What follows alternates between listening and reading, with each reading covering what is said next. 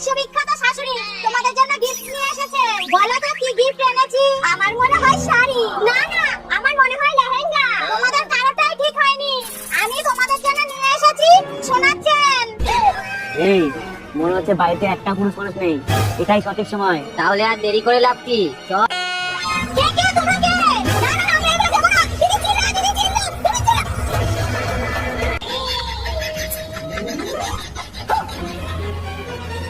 Hello police.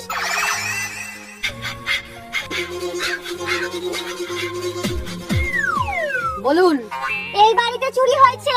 আচ্ছা, কি কি চুরি হয়েছে? একটা গ্যাস সিলিন্ডার। যা, এটা তো ভারী সমস্যা। এখন আপনারা রান্না করবেন কিভাবে? আমাদের আরেকটা সিলিন্ডার আছে রান্নাঘরে বস্তা চাপা দেয়া। আপনি শুধু চোরকে ধরে দিন। পুলিশ, তাতে কি হয়েছে? রান্না করে আমাকেও খেতে হয়।